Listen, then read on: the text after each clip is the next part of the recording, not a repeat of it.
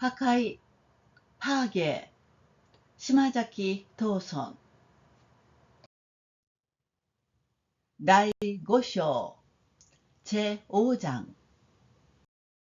1、11月3日は珍しい大霜。長い長い山国の冬が次第に近づいたことを思わせるのはこれ。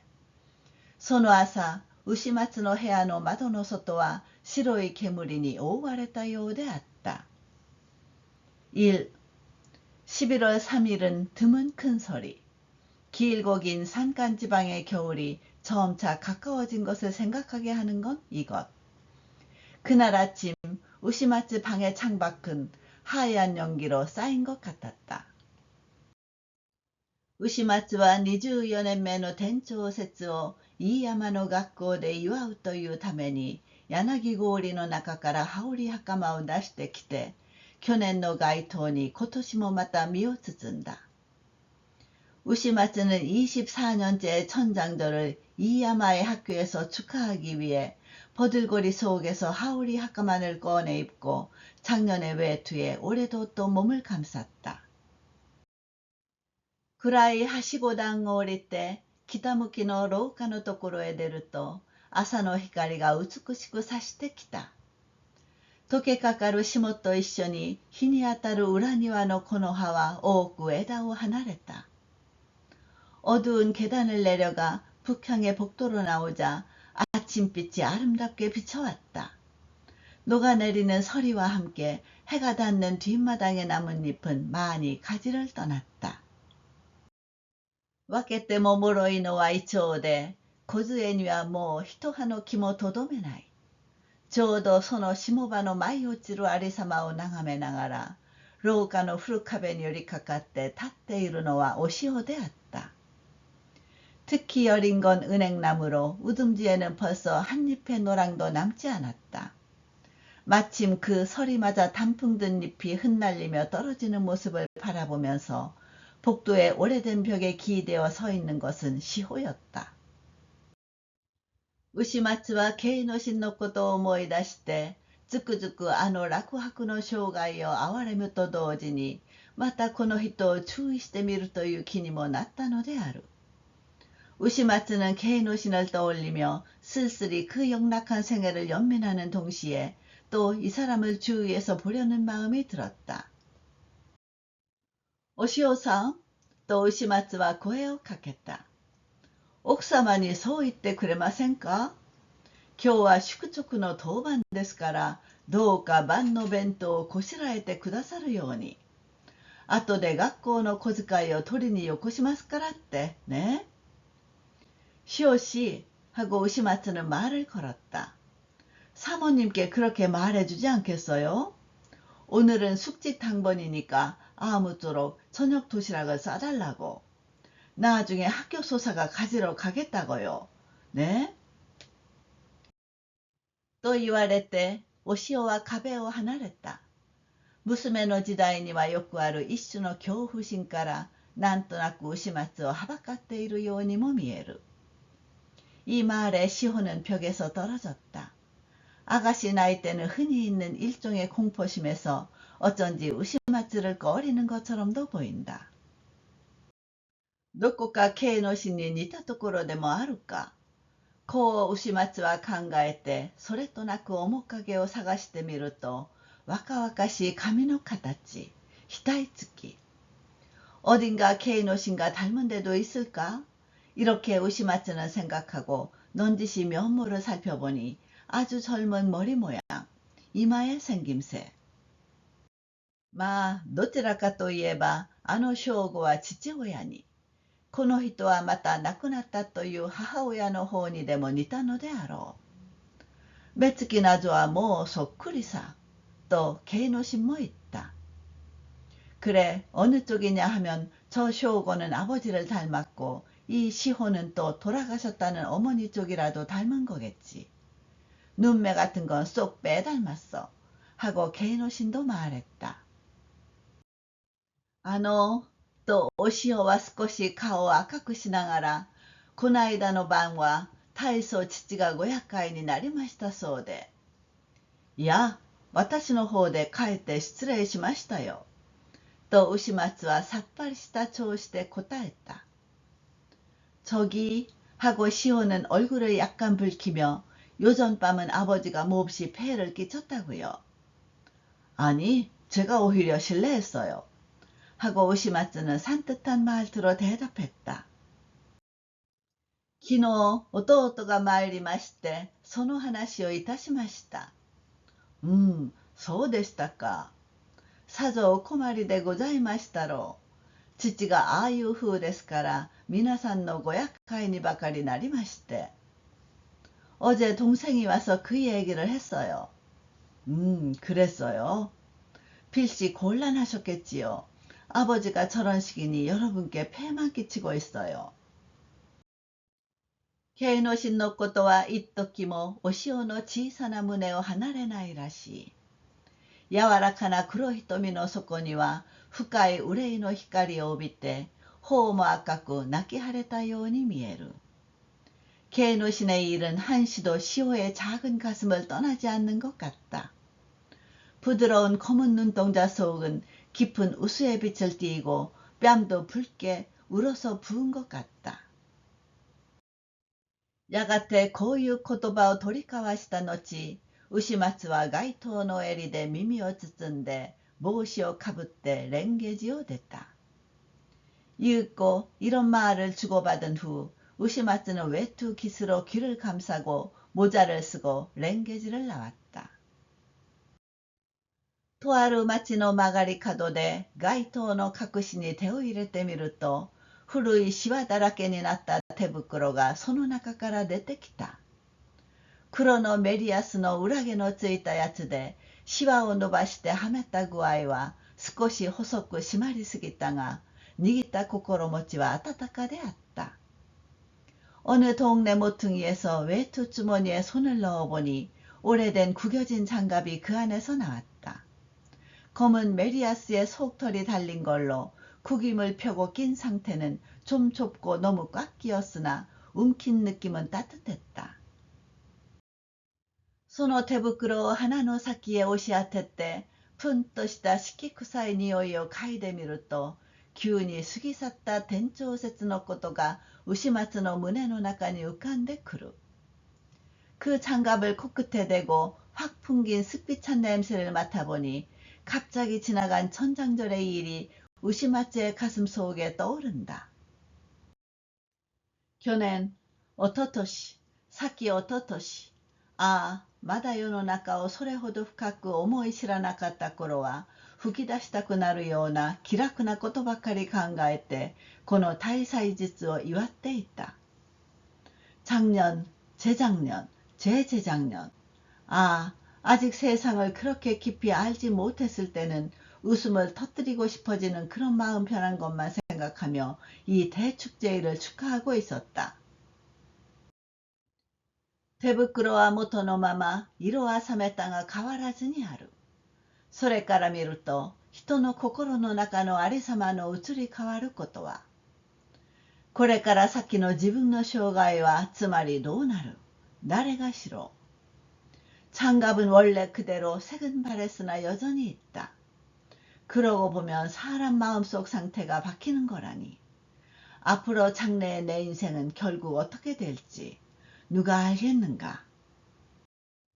来年の天長節は、いや、来年のことは置いて、明日のことですらも。こう考えて、牛松の心は幾度か明るくなったり暗くなったりした。내년의 천장절은, 아니, 내년 일은 제쳐두고 내일의 일조차도. 이런 생각에 우시마츠 마음은 몇 번인가 밝아졌다가 어두워졌다가 했다. さすがに大祭日だ。まちまちの軒は高く国旗を上げ渡して、いずれのうちも静粛にこの記念のひと日を送ると見える。少年の群れは喜ばしそうな声を上げながら、霜に濡れた道路を学校の方へと急ぐのであった。과연 대축제일이다. 동네 처마는 높이 국기를 나란히 내걸고 어느 집도 정숙하게 이 기념의 하루를 보내는 것 같다. 소년 무리는 기쁜 듯한 소리를 지르며 서리에 젖은 도우러를 학교 쪽으로 서둘렀다. いたずら盛りの男の生徒。今日はいつにない大人びた様子をして、羽織バカまでかしこまった顔つきのおかしさ。女生徒は新しいエビ茶バカま、紫バカまであった。장난기 많은 남학생. 오늘은 여느 때와 달리 어른스러운 모습으로 하울이 하카마를 입은 단정한 표정이 우습다. 여학생은 새 적화색 하카마, 보라색 하카마였다. 2. 国の帝の誕生の日を祝うために男女の生徒は足拍子揃えて2階の式場へ通う階段を上がった。銀之助は高等2年後、文平は高等1年後、牛松は高等4年後、いずれも受け持ちの組の生徒を引き連れていた。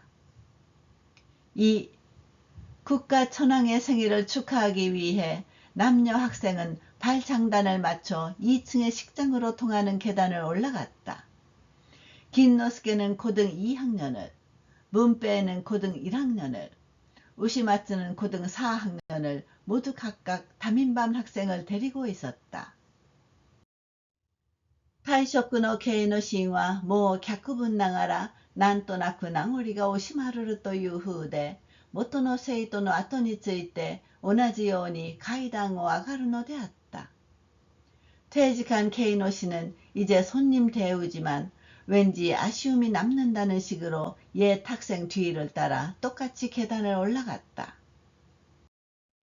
この大祭の喜びの中にも牛松の心を驚かして突然新しい悲しみを感じさせたことがあった。というは猪子蓮太郎の病気が重くなったとある東京の新聞に出ていたからで、이 대축제를 기뻐하는 중에도 우시마츠의 마음을 놀라게 하고 갑자기 새 슬픔을 느끼게 한 일이 있었다. 그건 이노코 렌타로의 병세가 위중해졌다고 어느 도쿄의 신문에 나와 있었기 때문으로. もっとも牛松の目に触れたは式の始まるという前。詳しく読む暇もなかったからそのまま懐へ押し込んできたのであった。다만 우시마츠의 눈에 띈 것은 식이 시작되기 전 제대로 읽을 겨를도 없어서 그대로 품에 밀어넣고 온 것이었다. 世には短い月日の間に長い生涯を送って慌ただしく通り過ぎるように生まれてきた人がある。おそらく蓮太郎もその一人であろう。 세상에는 짧은 세월 동안 긴 생애를 보내고 바쁘게 지나가도록 태어난 사람이 있다. 아마 렌타로도 그 한 사람일 것이다. 신분니와 뭐難しいように書いてあった。ああ、先輩の胸中に燃える火はよう焼くよりも先に自分の体を焼き尽くしてしまうのであろう。 신문에는 벌써 어렵다는 듯이 쓰여 있었다. 아, 선배의 가슴 속에 타는 불은 세상을 태우기보다도 먼저 자기 몸을 태워버리고 마는 거겠지. こういう思いやりは一時も牛松の胸を離れない。なお繰り返し読んでみたさは山々。しかしそうは今の場合が許さなかった。 이런 동정은 한시도 우시마츠의 가슴을 떠나지 않는다. 아직도 반복해 읽어보고 싶은 건 간절하다. 그러나 그렇게는 지금의 상황이 허락하지 않았다. その日は赤十字社の社員の祝賀をも兼ねた。式場に集まる人々の胸の上には赤い織色の切れ、銀の印の輝いたのも面白く見渡される。 그날은 적십자사 사원의 축하도 겸했다. 식장에 모이는 사람들의 가슴 위에는 붉은색 실로 짠 훈장, 은장이 빛난 것도 재미있게 눈에 들어온다. 東の壁のところに24人の寺々の住職。今年に限って蓮華寺一人かけたのも物足りないとは、さすがに土地柄も思われておかしかった。 동쪽벽에 20여 명의 절들의 주지스님, 올해 한해 랭게지 한 사람이 빠진 것도 아쉽다니. 과연 이 고장의 풍토도 생각나 우스웠다. ことに夫妻の人目を引いたのは高柳利三郎という新進政治家。すでにヒノキ舞台をも踏んできた男で、今年もまた代議士の候補者に立つという。銀之助、文平をはじめ男女の教員は一度風琴のそばに集まった。특히 풍채가 눈길을 끈 것은 다카야나기 리사브로라고 하는 신진 정치가 이미 영광스러운 무대를 밟아온 남자로 올해도 또 국회의원 후보자로 나선다고 한다. 긴노스케 문페이를 비롯한 남녀 교원은 일동 풍금 옆에 모였다. 気をつけと呼ぶ牛松の凛とした声が起こった。式は始まったのである。차렷 하고 부르는 우시마츠의 늠름한 목소리가 났다. 식이 시작된 것이다. 주자 교인 としての牛松はかえって校長よりも男女の少年に慕われていた。牛松が最敬礼の一声は言うに言われぬ振動を幼い者の胸に伝えるのであった。주자 교원으로서의 우시마츠는 오히려 교장보다도 남녀 소년이 따르고 있었다. 우시마츠의 최고 경례라는 한마디는 이루 말할 수 없는 진동을 어린애들 가슴에 전하는 것이었다. やがて君が代の歌の中に校長は見栄を崩壊して、それから直後を朗読した。万歳万歳と人々の唱える声は雷のように響き渡る。 이윽고 기미가요의 노래 중에 교장은 어영을 받들어 열고 그러고서 직어를 낭독했다. 만세 만세하고 사람들의 외치는 소리는 천둥처럼 울려 퍼진다. その日校長の演説は中高を題に取ったもので、例の金杯は胸の上にかかってひとしおその風采を教育者らしくしてみせた。 그날 교장의 연설은 충혈을 주제로 한 것으로 앞서 말한 그 금메달을 가슴 위에 걸치고 한층 더 그 풍채를 교육자답게 보여주었다. 店長説の歌が済む。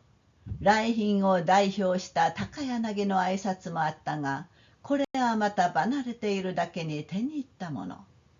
雄弁を喜ぶのは信州人の特色で、こういう一条の挨拶ですらも人々の心を酔わせたのである。천장절의 노래가 끝나자 내빈을 대표한 다카야나기의 인사도 있었는데 이건 또 익숙해져 있는 만큼 숙달해 있다. 웅변을 좋아하는 것은 신슈 사람의 특색으로 이런 잠깐의 인사조차도 사람들의 마음을 취하게 했다. 平和と喜びとは式場に満ち溢れた。閉会の後、高等4年の生徒は代わる代わる牛松に取りすがって、いろいろ物を尋ねるやら跳ねるやら。평화와 기쁨은 식장에 가득 넘쳤다. 폐회 후 고등 4학년 학생은 번갈아 우시마츠에게 매달려 이것저것 물어보기도 하고 뛰기도 하고. ある者は手を引いたり、ある者は袖の下をくぐり抜けたりして、戯れて避けて行こうとする牛松を離すまいとした。 어떤 아이는 손을 끌기도 하고 어떤 아이는 소매 밑을 빠져나가기도 하고 까불며 피해가려는 우시마츠를 놓지 않으려고 했다. センタといって3年の生徒で新平民の少年がある。普段からのけ者にされるのはその生徒。今日も寂しそうに壁に寄りかかってみんなの喜び戯れるありさまを眺めながら立っていった。 센타라고 해서 3학년 학생으로 신평민인 소년이 있다. 평소에 따돌림을 당하는 건 그 학생. 오늘도 쓸쓸히 벽에 기대 모두가 기뻐하고 장난치는 모습을 바라보며 서 있었다. かわいそうにセンタはこの店長説ですらも他の少年と同じようには言わ言えないのである。牛松は人知れず唇をかみしめて勇気を出せ、恐れるな、と励ますように言ってやりたかった。ちょうど他の教師が見ていたので、牛松は逃げるようにして少年の群れを離れた。딱하게도 센타는 이 천장절에서조차도 다른 소년들과 똑같이는 축하할 수 없다. 우시마츠는 속으로 입술을 깨물며 용기를 내, 두려워하지 마 하고 격려하듯이 말해주고 싶었다. 마침 다른 교사가 보고 있어서 우시마츠는 도망치듯 소년의 무리를 떠났다. 今朝の大霜で学校の裏庭にある樹木は大概落葉してしまったが、桜ばかりはまだ秋の名残をとどめていた。오늘 아침에 큰 소리로 학교 뒷마당에 있는 수목은 대개 낙엽이 져버렸으나 벚나무만은 아직 가을의 흔적을 간직하고 있었다. 우시마츠와その墓を選んで時々ささやくように枝を渡る微風の音にも胸を躍らせながら、懐から例の新聞を取り出して広げてみると、蓮太郎の容態はよほど危ういように書いてあった。우시마츠는 그 나뭇잎 그늘을 골라 때때로 속삭이듯 나뭇가지를 스치는 시바람 소리에도 가슴이 뛰면서 품에서 아까 그 신문을 꺼내어 펼쳐보니 렌타로의 용태는 상당히 위태로운 듯이 쓰여 있었다. 기샤와 렌타로의 시선이 이치이치同意するものではないが、ともかくも新平民の中から身を起こして、あくまで奮闘しているその息を愛せずにはいられないと書いてあった。 기자는 렌타로의 사상에 일일이 동의하는 건 아니지만 아무튼 신평민 속에서 몸을 일으켜 끝까지 분투하고 있는 그 의기를 사랑하지 않을 수 없다고 쓰여 있었다. 惜しまれてゆく多くの有望な人々と同じように、今またこの人が同じ病苦に呻吟すると聞いては、うたた同情の念に耐えないと書いてあった. 아쉬움 속에서 떠나가는 많은 유망한 사람들과 마찬가지로 지금 또 이 사람이 같은 병고에 신음한다는 말을 듣고는 사뭇 동정심을 참을 수 없다고 쓰여 있었다. 思い当たることがないでもない。人に迫るような彼の筆の新面目はこうした哀れが伴うからであろう。こういう記者もまたそのために躍浪に親しむ一人であると書いてあった。 짐작가는 일이 없는 것도 아니다. 남에게 다가가는 그의 붓의 진가는 이러한 피해가 따르기 때문이겠지. 이런 기자도 또 그 때문에 약상자에 친숙한 한 사람이라고 쓰여 있었다. 動揺する地上の影は幾度か牛松を驚かした。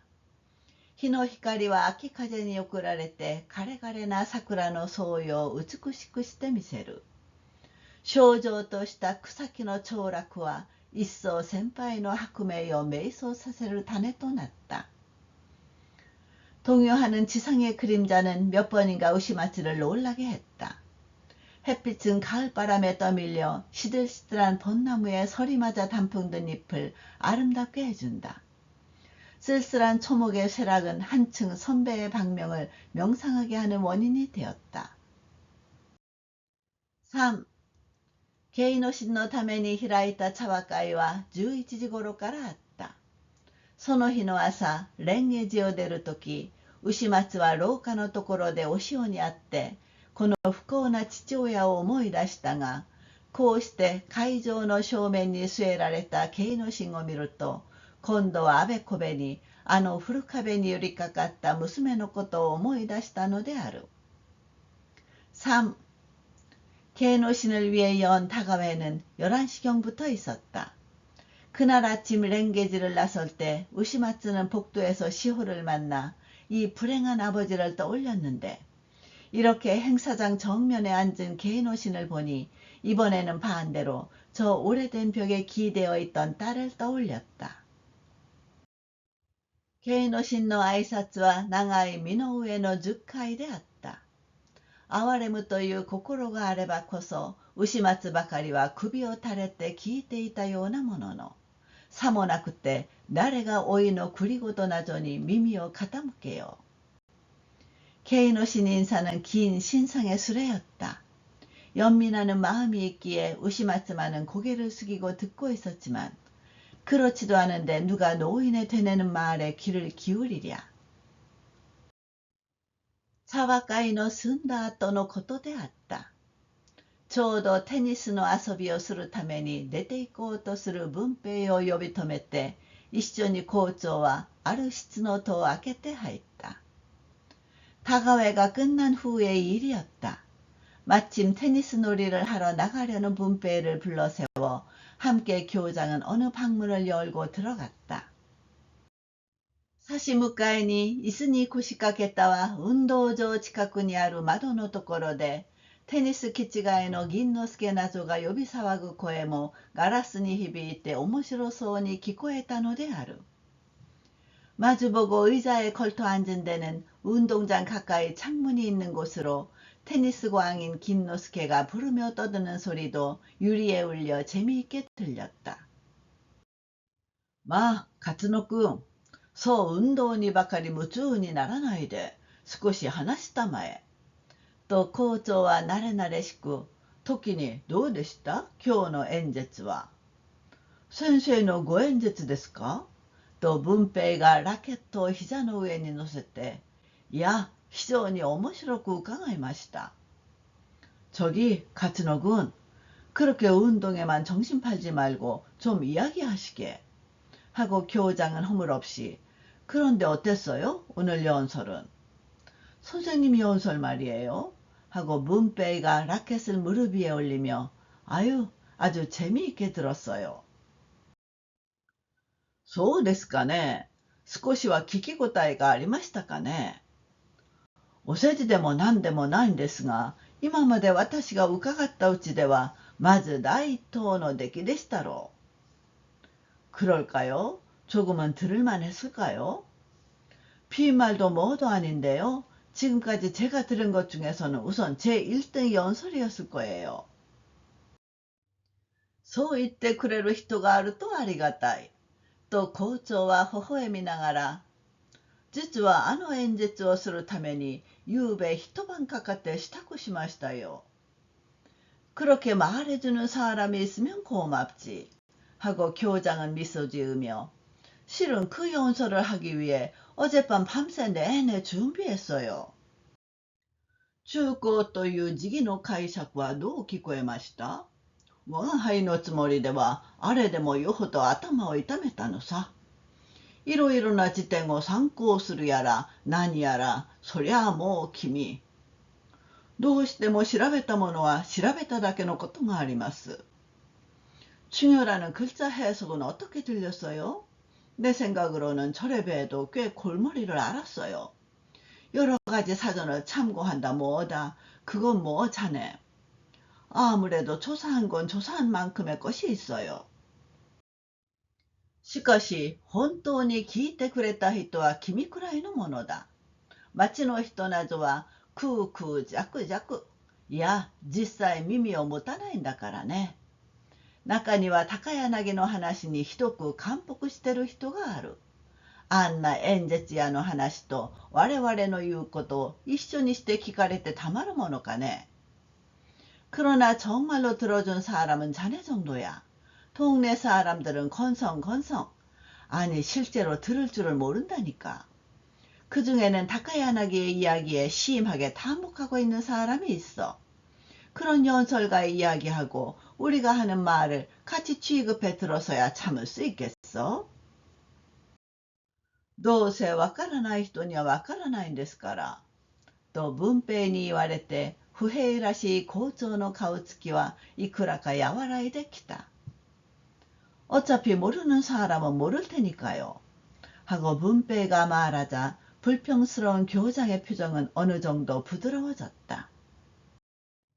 その時まで校長は何か言いたいことがあって、それを言わないで、かえってこういう話をしているという風であったが、やがて思うことを切り出した。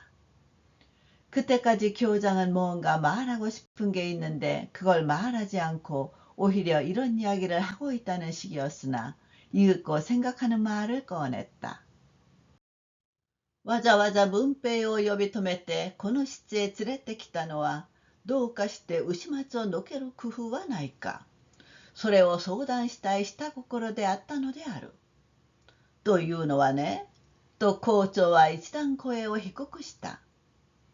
일부러 문패를 불러세워 이 방에 데려온 것은 어떻게든 우시마츠를 치울 방법은 없는지 그것을 의논하고 싶은 속셈이었다. 그것 말이야.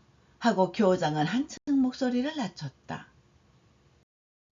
새가 왔군다노, 쯔찌야 군다노, 아유 이번 시가 이루 또 너무学校の統一がつかなくて困る。もっとも土屋君の方は農科大学の助手ということになって遠からず出かけたいような話ですから、まあこの人は黙っていても出ていく。瀬川군인이土屋군인이 저런 이단자가 있으면 아무래도 학교의 통일이 되지 않아 곤란해. 물론 쯔찌야 군은 농과대학 교수가 되어 머지않아 나가고 싶다는 이야기니까요. 뭐 이 사람은 입 다물고 있어도 나가. 南仏は瀬川君です。瀬川君さえいなくなってしまえば、あとは君、もう我々の天下さ。どうかして瀬川君をよして、ぜひその後へは君に座っていただきたい。골칫거리는 새가와군이에요. 새가와군만 없어져 버리면 그 다음은 자네, 이제 우리 천하야. 어떻게든 새가와군을 그만두게 하고 부디 그 뒤에는 자네가 앉아주었으면 하네. 実は君のおじさんからもいろいろお話がありましたがね。おじさんもやっぱりそういう意見なんです。なんとか君、うまい工夫はあるまいかね。そうですな。또 분배와返事に困った. 실은 차내 삼촌도 여러 가지 이야기를 하셨는데 삼촌도 역시 그런 의견이에요. 어떻게 자네 좋은 생각이 없을까? 글쎄요. 하고 문배에는 대답하기가 곤란했다. 세이토 고란나사이. 세가와 센세이, 세가와 센세이 또 이때 세가와군 막카리 오사와기 시대루. あんなに大騒ぎするのは瀬川君の方で生徒の機嫌を取るからでしょう。生徒の機嫌を取るというのは何かそこに訳があるからでしょう。勝野君、まあ君はどう思います？ 학생을 봐요. 새가와 선생님, 새가와 선생님하고 새가와군만 난리야. 저렇게 법석을 떠하는 건 새가와군 쪽에서 학생의 환심을 사기 때문이겠지요. 학생의 환심을 산다는 건 뭔가 거기에 이유가 있겠지요. 가츠노군, 그래 자네는 어떻게 생각해요? 今のお話は私によくわかりません。では君、こう言ったら、これはまあこれぎりのお話なんですがね。きっと瀬川君はこの学校を取ろうという野心があるに違いないんです。 지금 하신 말씀은 저는 잘 모르겠어요. 그럼 자네, 이렇게 말하면 이건 뭐 여기만의 이야기인데요. 필시 새가와군은 이 학교를 빼앗겠다는 야심이 있는 게 틀림없어요. 하하하하하. まさかそれほどにも思っていないでしょう。と笑って文平は校長の顔を見守った。でしょうかと校長は疑り深く思っていないでしょうか하하하하하. 설마 그렇게까지 생각하고 있지는 않겠지요. 하고 웃으며 문배는 교장의 얼굴을 지켜보았다. 그럴까요? 하고 교장은 몹시 의심하며 생각 안 할까요? だってまだそんなことを考えるような年じゃありません。瀬川君にしろ土屋君にしろまだ若いんですもの。하여간 아직 그런 걸 생각할 만한 나이가 아니에요. 새가와 군이든 쯔찌야 군이든 아직 젊은 거려. この若いんですものが校長を探索させた。庭で遊ぶテニスの球の音は面白く窓のガラスに響いた。また一勝負始まったらしい。思わず文平は聞き耳を立てた。이 젊은 거려가 교장을 탄식시켰다. 마당에서 노는 테니스 공 소리는 재미있게 창문 유리에 울렸다. 또 한판 시작한 것 같다. 자기도 모르게 분배에는 귀를 기울였다. その文平の若々しい顔つきを眺めると、校長はさらに探索して、一体瀬川君などはどういうことを考えているんでしょう。どういうこととはと文平は不思議そうに。그 문패의 아주 젊은 표정을 바라보자 교장은 더욱 탄식하며 도대체 새가와군 같은 이는 무슨 생각을 하고 있을까요? 무슨 생각이라뇨? 하고 문패에는 이상하다는 듯이. まあ、近頃の瀬川君の様子を見るのに非常に自然でいる。何かこう深く考えている。新しい時代というものはああものを考えさせるんでしょうか。どうも我が輩には不思議でならない。아니, 요즘 새가학은 모습을 보면 매우 가라앉아 있어. 뭔가 이렇게 깊이 생각하고 있어. 새 시대라는 건 저렇게 뭔가 생각하게 하는 걸까? 아무래도 나한테는 너무 이상해 보여. しかし、瀬川君の考えているのは何か別のことでしょう。今先生のおっしゃったようなそんなことじゃないでしょう。 그러나 새가와군이 생각하고 있는 건 뭔가 다른 거겠지요. 지금 선생님이 말씀하신 것 같은 그런 건 아닐 거예요. そうなると、なおなお我が輩には解釈がつかなくなる。どうも我が輩の時代に比べると、瀬川君などの考えていることは全く違うようだ。我が輩の面白いと思うことを、瀬川君などは一個つまらないような顔してる。그렇게 되면 더욱더 나는 해석이 안 돼. 아무래도 우리 시대에 비하면 새가와군 같은 이가 생각하는 건 전혀 다른 것 같아. 내가 재미있다고 생각하는 걸 새가와군 같은 이는 전혀 재미없다는 듯한 얼굴을 해. 我が輩のつまらないと思うことをかえって瀬川君などは非常に面白がってる。つまり一緒に仕事ができないというは時代が違うからでしょうか。新しい時代の人と我々とはそんなに考えが合わないものなんでしょうか。ですけれど私などはそう思いません。내가 재미없다고 생각하는 걸 반대로 새가와군 같은 이는 매우 재미있어 해. 결국 함께 일할 수 없다는 건 시대가 달라서일까요? 새 시대 사람하고 우리는 그렇게 생각이 맞지 않는 걸까요? 그렇지만 저 같은 건 그렇게 생각하지 않아요. そこが君の頼もしいところさ。どうか君、ああいう悪い風潮に染まないようにしてくれたまえ。及ばずながら君のことについては我が輩もできるだけの力を尽くすつもりだ。그게 자네의 믿음직스러운 점일세. 부디 자네 저런 나쁜 풍조에 물들지 않도록 해주게. 미흡하나마 자네에 대해서는 나도 되도록 힘을 다할 작정일세. 世の中のことはお互いに助けたり助けられたりさ。まあ、勝野くん、そうじゃありませんか。今ここですぐに異分子をどうするというわけにもいかない。세상 일은 서로 도와주거나 도움을 받기도 하는 거지. 어때,勝野くん? 그렇지 않아요? 지금 여기서 바로 이 단자를 어떻게 할 수도 없어. ですから何かいい工夫でもあったら考えておいてくれたまえ。瀬川君のことについて何か聞き込むような場合でもあったらぜひそれを我が輩に知らせてくれたまえ。그러니까 무슨 좋은 방책이라도 있으면 생각 좀 해주시게. 새가와군에 대해서 뭔가 주워듣는 경우라도 있거든 꼭 그걸 내게 알려주시게. 4. 盛んな遊びの声がまた窓の外に起こった。文平はラケットを下げて出て行った。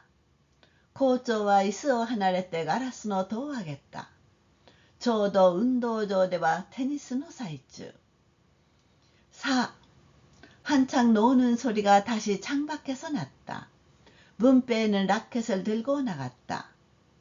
교장은 의자를 떠나 유리문을 올렸다. 마침 운동장에서는 테니스가 한창이다. 大人びた風の校長はまだ筋骨の衰えを感じるほどの年頃でもないが、妙に遊びの嫌いな人で、ことに若い者の好きなテニスなどときては、昔の東洋風の軽蔑を起こすのが癖.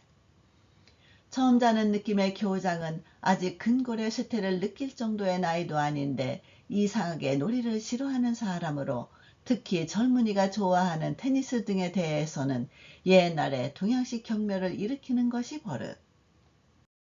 だから、何よ、子供らしいこと。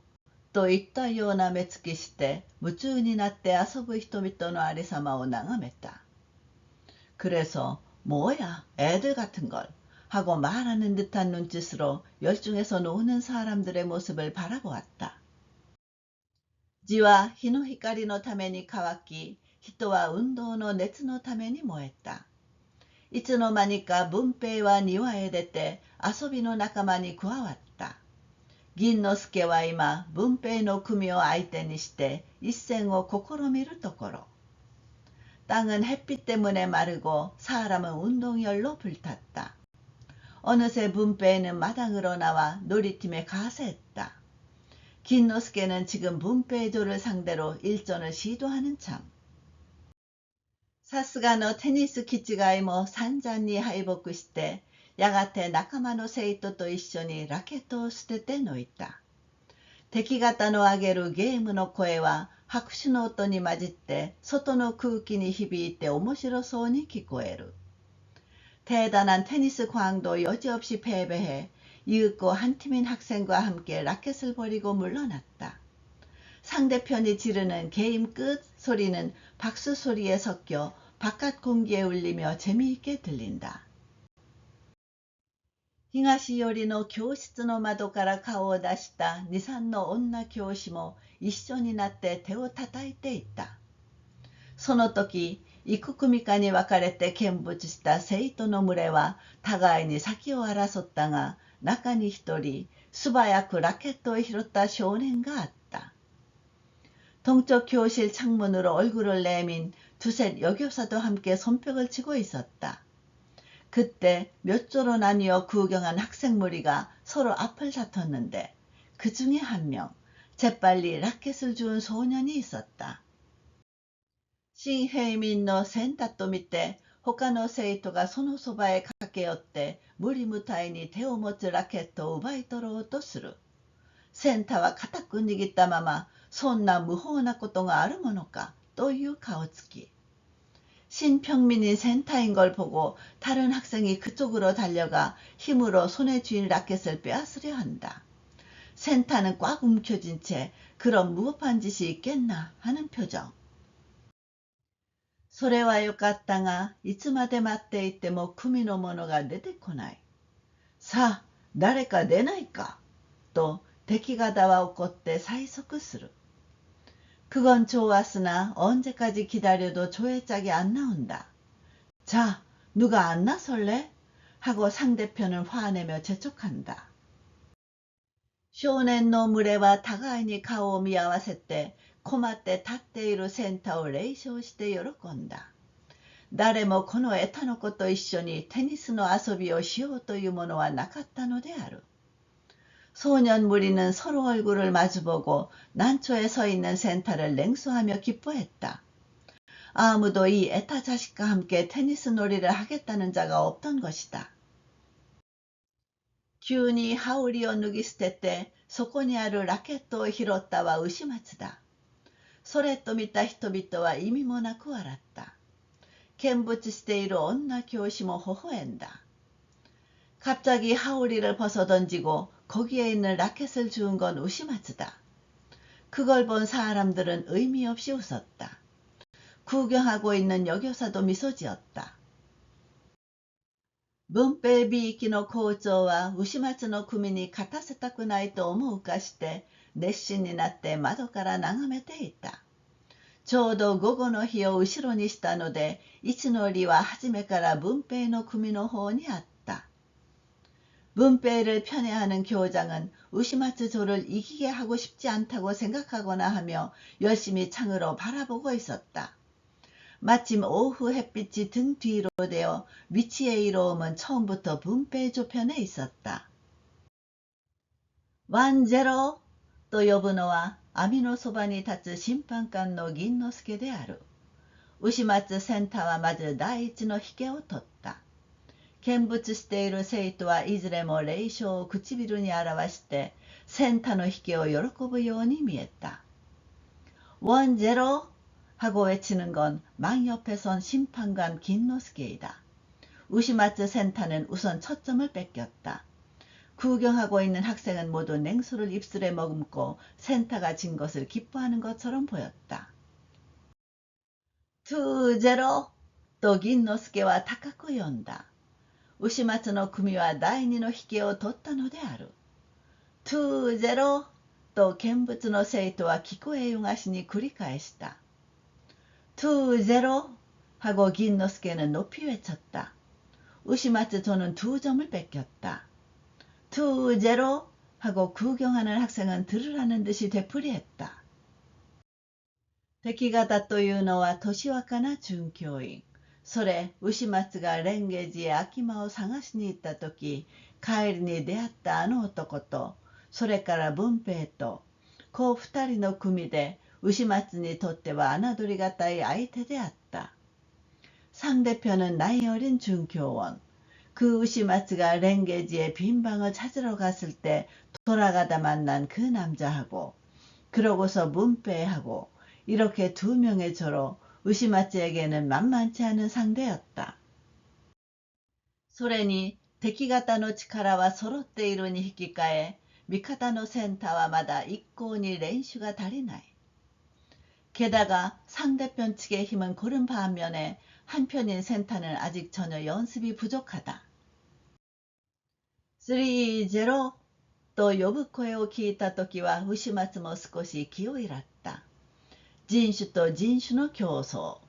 それに引けを取るまいという牛松の息がなんとなくこんな遊びの中にも現れるようで、負けるな、負けるなと弱いセンターを励ますのであった。3-0 하고 외치는 소리를 들었을 때는 우시마츠도 좀 초조했다. 인종과 인종의 경쟁. 게다가 지지 않으려는 우시마츠의 오기가 왠지 이런 놀이 속에서도 드러나는 듯. 지지마, 지지마 하고 약한 센타를 격려했다. 우시마츠와 사부.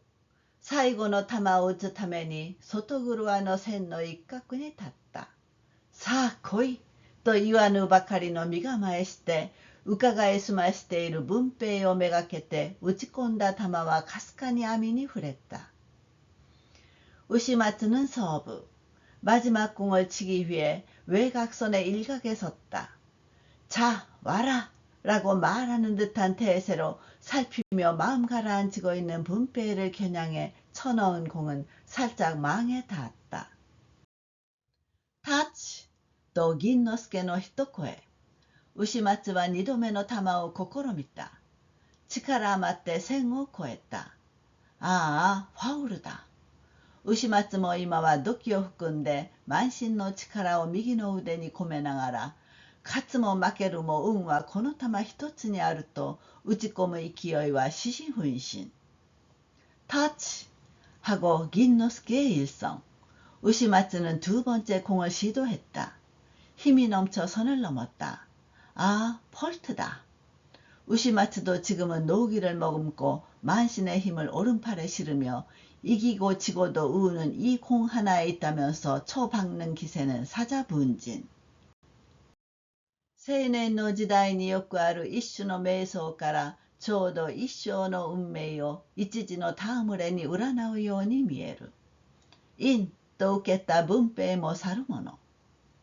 청년 시절의 흔한 일종의 미혹에서 마치 일생의 운명을 한때의 장난으로 점치는 듯이 보인다. 인 하고 받은 문배에도 빈틈없다. わざと牛松の方角を避けてうろうろするセンタの隙をついた。激しい日の光はまともに差して飛んでくる球の形すらセンタの目には見えなかったのである。일부러 우시마츠의 방향을 피해 우물쭈물하는 센타의 허를 찔렀다. 강렬한 햇빛이 정면으로 비쳐 날아오는 공의 모양조차 센타 눈에는 보이지 않았다. 게임と人々は一音に叫んだ。センタの手からラケットを奪い取ろうとした少年などは手を打って小躍りして喜んだ。思わず校長も声を上げて文平の勝利を祝うという風であった。게임 끝! 하고 사람들은 같은 소리로 외쳤다. 센터 손에서 라켓을 빼앗으려던 소년은 손뼉을 치고 덩실거리며 기뻐했다. 무심결의 교장도 목소리를 높여 문패의 승리를 축하한다는 식이었다. 瀬川君、ゼロ負けとはあんまりじゃないか。